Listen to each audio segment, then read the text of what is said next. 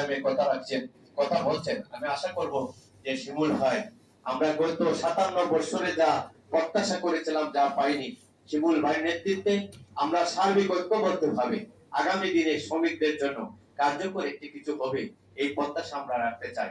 নতুবা বারবার জুলাই গণঅভ্যুত্থান হবে না, বারবার ৭১ আসবে না, কিন্তু মানুষ প্রাণ দিবে, সাধারণ মানুষ জীবন দিবে তাদের জীবন মান উন্নয়নের জন্য। যদি রাজনীতি মানুষের জন্য হয়, আমরা যদি কিছু করতে না পারি, এতগুলো শ্রমিক সংগঠন মিলে যদি শ্রমিকদের অধিকারের জন্য ন্যূনতম কোনো কিছু করতে না পারে, তাহলে আমাদের শ্রমিক সংগঠন করে কি লাভ হবে? শুধু একটি মিছিল আর একটি মিটিং এর জন্য আমরা কাজ করব?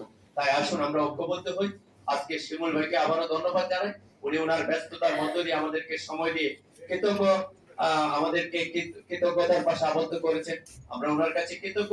আমরা চাই আগামী দিনে বাংলাদেশে যাতে একটি নতুন প্ল্যাটফর্মে শ্রমিকদের অধিকার, শ্রমিকদের ন্যায্য মজুরি, ন্যূনতম মজুরি, বিশেষ করে আমার যে গ্রামের বাড়ি, সেখানে বিশেষ করে প্রায় 24টি চা বাগান রয়েছে, চা শ্রমিকদের জীবন মান উন্নয়নে ও আমরা চাই যে কিছু করতে।